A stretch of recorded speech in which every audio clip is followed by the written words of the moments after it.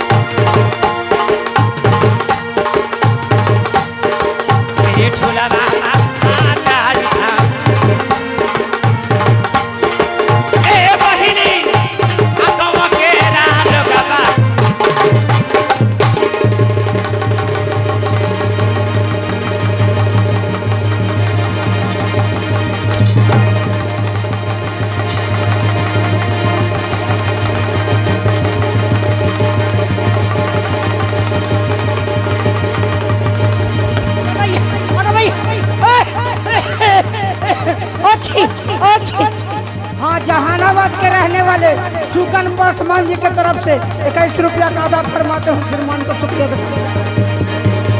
अरे बहादुर छड़ा बरे ऐसे ना छूट दो, ऐसे ना छूट दो बाबा, गोरवे जैसे तोड़ दे, छोड़ दो।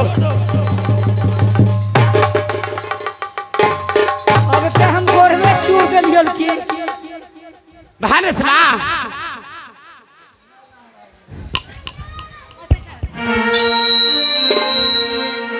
I love you Raja, I love you।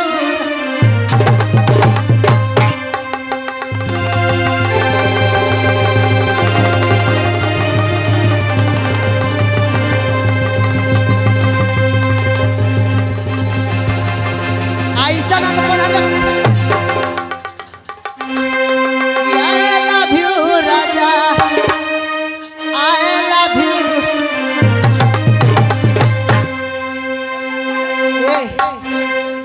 I love you Raja, I love you।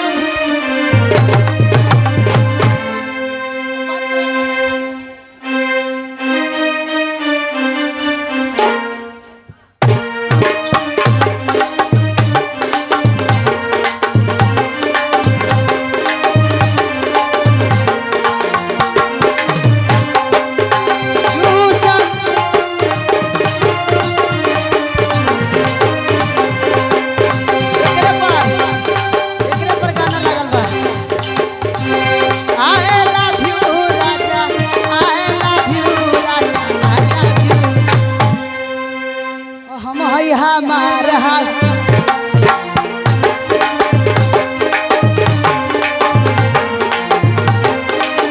हम है हमारा हाल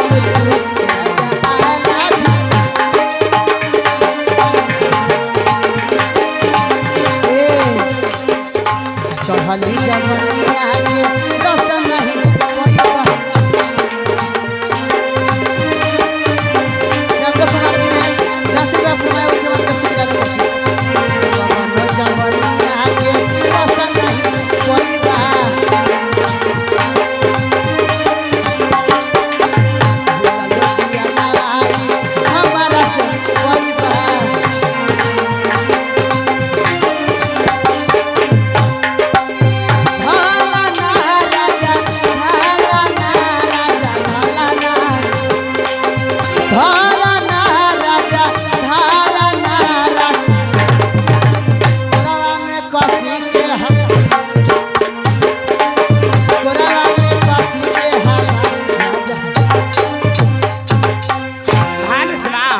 तब रही। सुनो, हमारे साथ इतने प्रेम प्यार करने के लिए चाहती हो? Yes yes. सुनो, तुम्हारे साथ में मैं प्रेम प्यार जरूर करूंगा, लेकिन है क्या लेकिन है?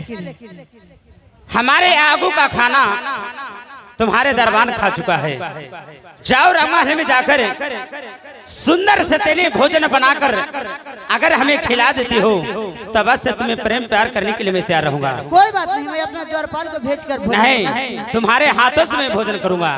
ठीक है, ऐसी बात है तो आप यहीं पर रुकिए, मैं आपको लिए भोजन। ठीक है, तुम जाओ और भोजन बनाकर सुंदर से भोजन लेके आओ।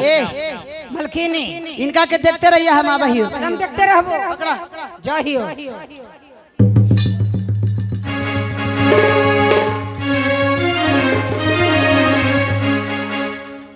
चले के हे माँ देवी, आज मैंने स्कूल से चलकर मुकम्मा दरबार में अपने दोस्त अजय सिंह को खोजने के लिए आया था।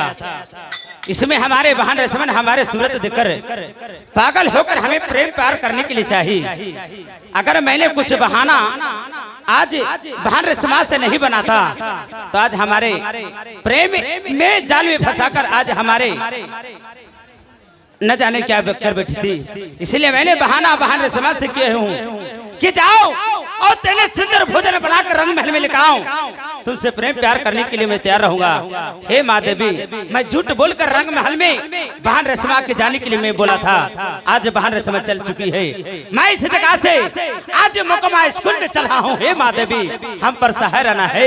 माँ देवी के चरणों में प्रणाम करता हूँ। हमरा देखते रहे काल खिनल, देखते रहलिए हमरा पकड़े ना काल खिनल जी, हमरा देखते रहे काल खिनल। ठीक है, हम देखते रहलिए पकड़े का खिनल तानो पकड़ते यार, हमरा में कोई गलती है जी?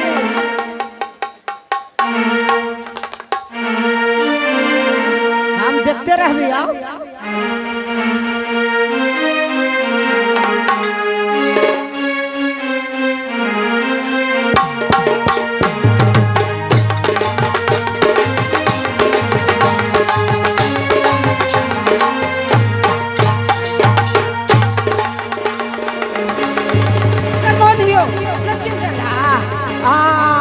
बिक दलू जन्नत ने हम दरमान न हलियो,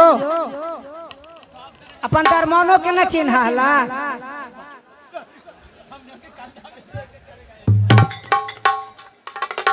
वो कौन गेलथिन हो? हालाला तू कौची कहलो? का कहनी कि देखते रहिया तो तू गेल हुआ तोर पिठिए पर न वहु चल गेल खून। अरे तो उनका को रोकला ना। हम पकड़े कहलू हाल, पकड़े कतवल तो पकड़ न लेती हाल। हमरा खरी काल गेल देखते रहे, हम देखते रहली, हमरा में कोई गलती है जी? ये बुद्धू कहीं कह से बढ़िया तरह से बढ़िया से वो कुत्ता पाल लेती जे ठीक रहे। हाँ तो कुत्ते पाला, हम चललियो कुत्ते पाला। जा जा। हे माँ देवी दुर्गे, मैं आपको 12 वर्ष से पूछती हुई आ रही हूँ माँ। मैं छठ एतवार पूजा पाठ सब कुछ की माँ, सिर्फ चुहर पासवान के लिए। तूने तो आज हमारे घर भेज दी माँ, लेकिन फिर तूने हमसे वापस छीन भी ली माँ। तो ठीक है, अभी तो सुबह हो चुकी है, मैं चलती हूँ माँ देवी को मंदिर में, और मैं माँ से मैं पूछती हूँ कि चुहर पासवान से हमें दोबारा मुलाकात हो गया भी नहीं होगी माँ। छेड़ा छेड़ा दम ले बेटा कुछ।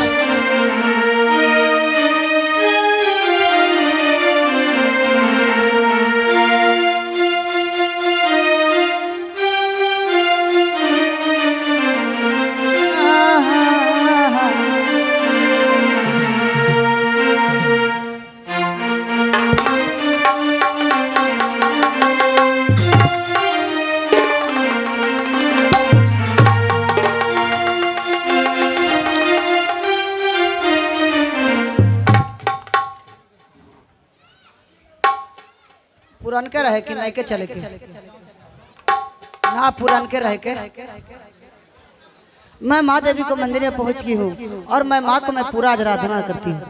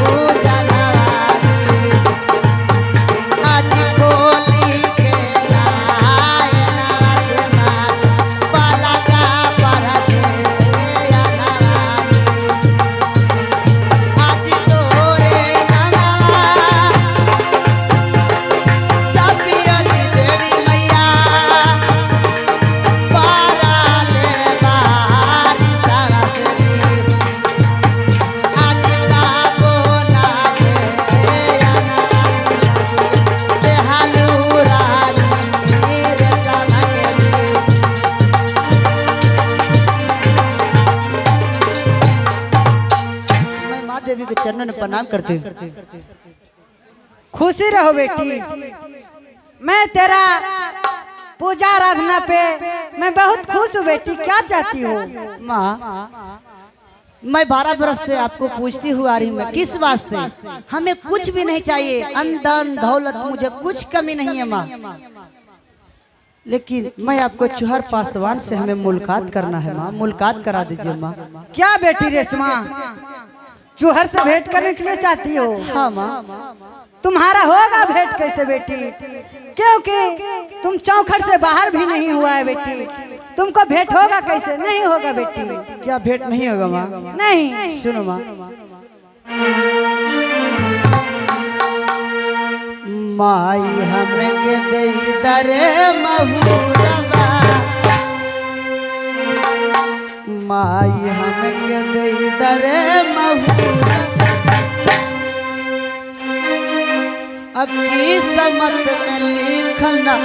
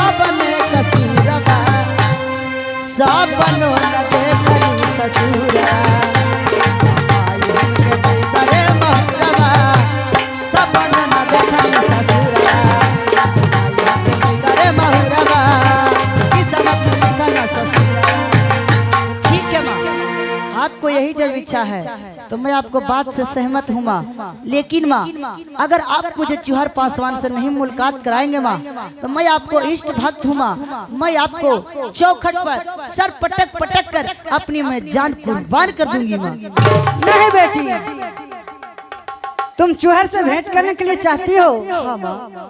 तो ठीक है बेटी, अन्य तुर्कान से चल कर बेटी मोकमा का टाल होते नित दिन माता गंगिया में स्नान करने के लिए जाता है बेटी। लेकिन तुम जाएगा कैसे बेटी? कोई तो उपाय होगा माँ। कोई बहाना बनाने पड़ेगा बेटी। क्या माँ?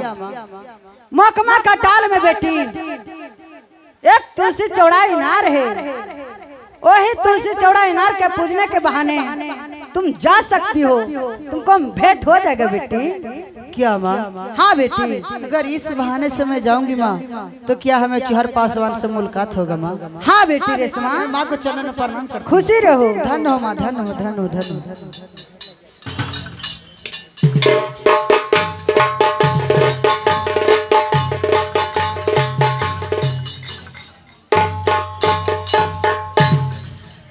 कहाँ गईला हो सलेश भाई, बतावा।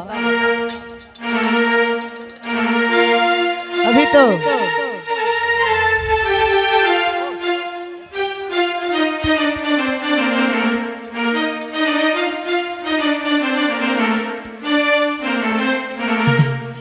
होगा, अभी तो शाम हो चुकी है, मैं अभी सो जाती हूँ और सुबह तक मैं कुछ बहाना जरूर बना लूंगी।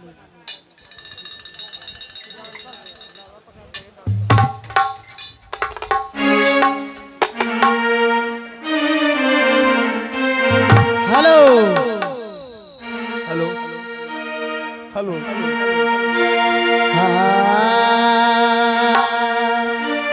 आदि शक्ति माँ दुर्गा की बात पर रानी रेशमा सो गई। आदि शक्ति बोली कि तू पाट बंदी नारी है, कभी चौखट से बाहर नहीं होती है, तू कैसे मुकमा के टाल तू नार पर पूजा करने के लिए जाएगी? तो रानी रेशमा सो गई, सवेरा होने के इंतजार कर रही है। कोयल की आवाज सुनकर देखिए किस प्रकार से जाग जाती है और क्या कर बैठती है आनंद फानंद में, जो मंच पर देखेंगे। हेलो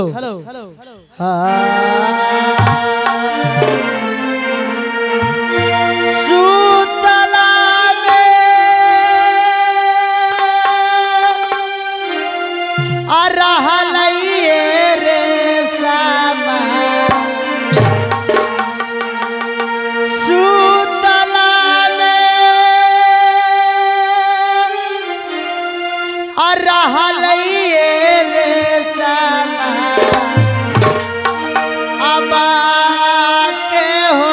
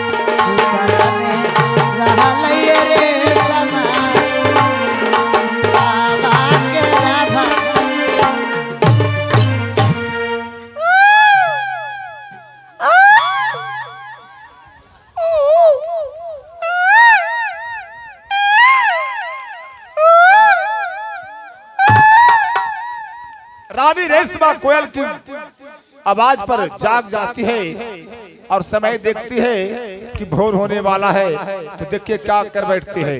हेलो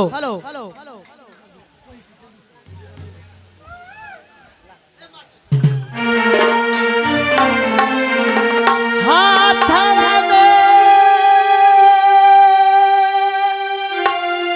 अली हलैये रे समा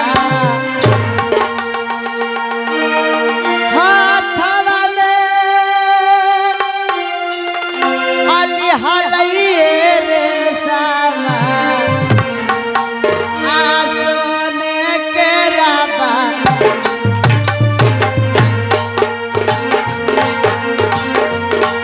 हाथा पामे हलैये रे समा हाथा पामे हलैये रे समा सोने के राबा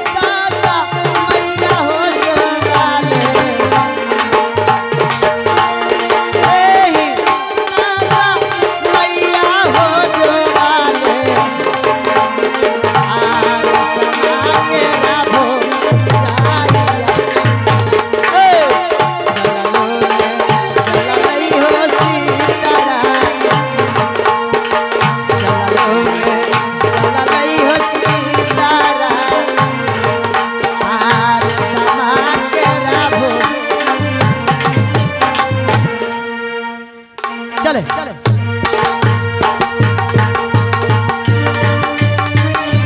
हेलो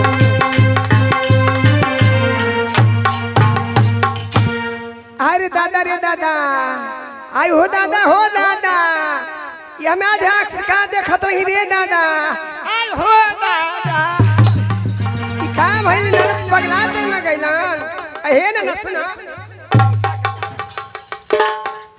बतावा ही रेशमा इतना गुस्सा में क्या बात है भौजी? याच गोड़ लगते हैं भौजी। खुश रहा।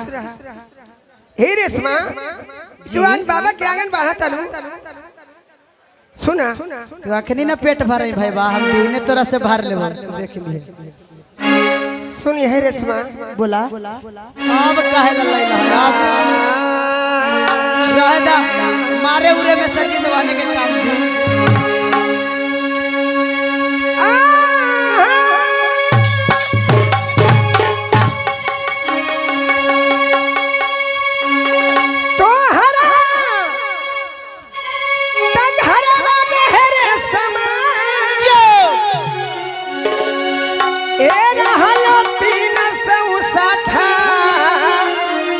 लौड़िया नहेना हे रसमा 360 लौड़िया नहेना से काहे तू बाढ़ल भुखमारी छैले बा। हे रसमा आहे बाबा तेरा भावा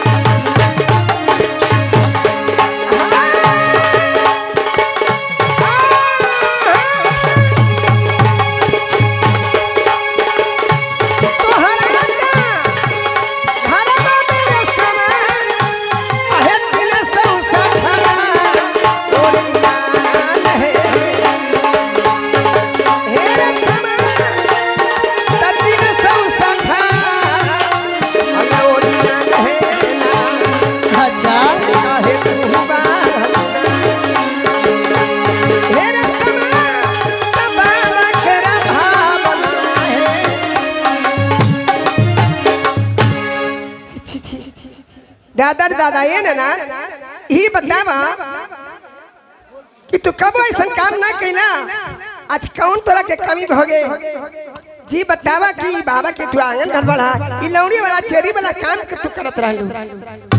एकर बात बतावा, बात कहा सुनिए।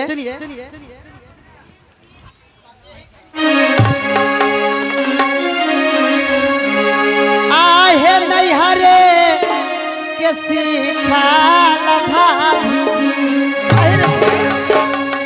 लेकिन तोरा सब नाराज हियो भौजी। बतावा तोरे एगो हम एकलौती ननद हई और इतना तू कस के बोलबू तो साफे भौजी के कोई इज्जत में छोड़ी। अच्छा बतावा कि तोरा के समझावत या बाल भौजा के नाते तोरा के समझाइबे करब। जी जी जी आइए पुरस्कार की दौर में आ गए हैं भोला पासवान जी ने।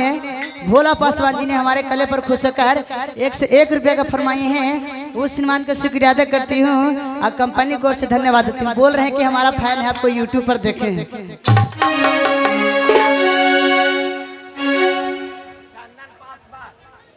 अच्छा चलिए चंदन पासवान जी हमारे कले पर खुश होकर 1 से 1 रुपये का पुरस्कार किए हैं। उस सम्मान का शुक्रिया अदा करती हूँ, कंपनी को ओर से धन्यवाद देती हूँ। और कल रूप पर तो एक से बतासा चुराइए जाइए।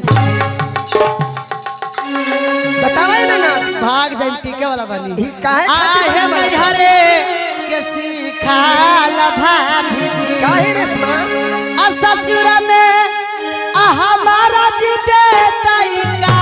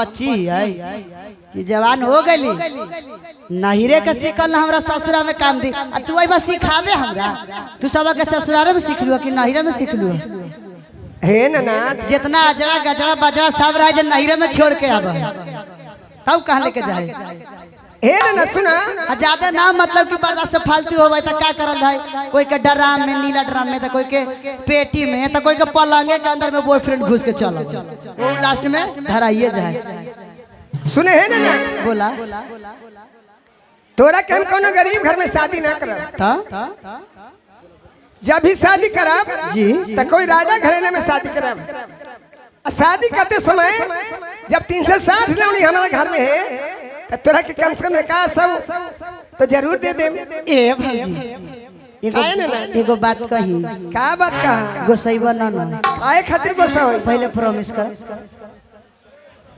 ठीक बात है तो कहबा जब तो सुन ला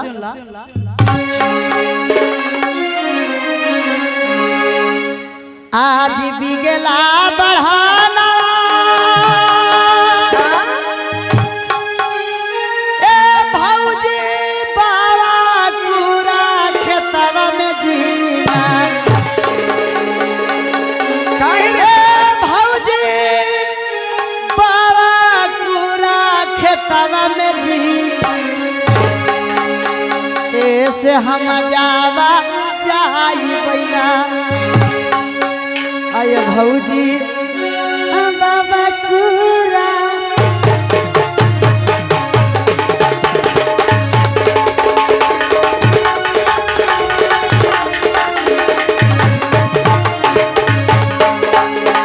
आज बिगला बढ़ाना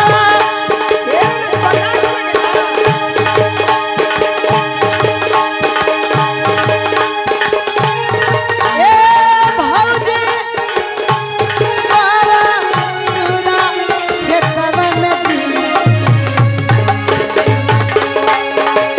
ए भौजी बाबा कुरा खेतवा में जीना ऐसे हम जावा जाई बैना ऐसे हम जावा जाई बैना ये भौजी बाबा कुरा खेतवा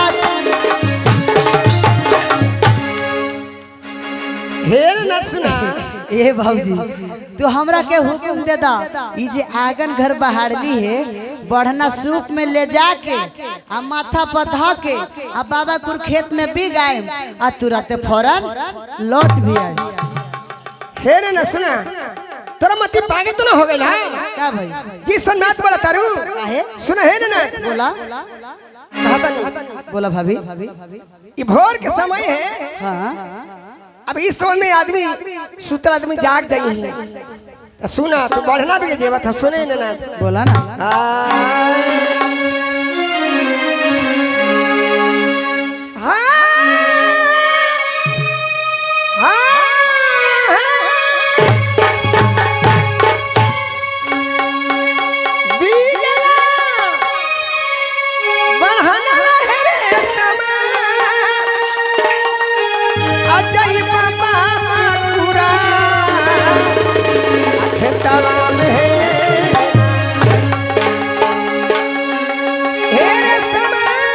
बिगाजी बा भौजी बच्चे रही लहर ऐसा चीज से गोड़ के पहलियाना हेरे समा तरुण झून तोरा बाजा तो रहे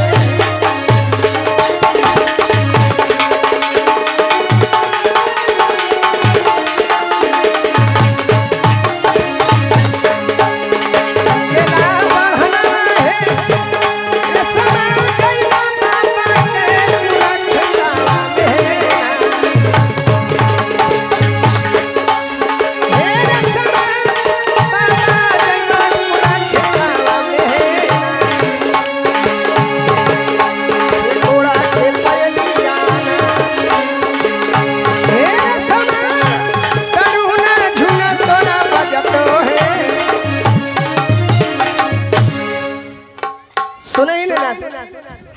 समझावा किया कि बाबा को खेत में बढ़ा भी जाई तो गोड़ के पाए रुन बाजी सुतल आदमी सब जाग जाई आ कहीं दादा रे दादा ई राजा के बेटी बढ़ना भी जाए था भोरे भोरे तू शिकायत करे बुकाए ना बाप भाई के पगड़ी काट गिरा दे जा बात ना सुनना चाहिए आहे तक खोजवा न बाना भौजिया अरे दादा ए का करबा का तुझे पायल का बात करे था हाय ना पायल की आवाज सुन लिए लोग तो ठूल करी है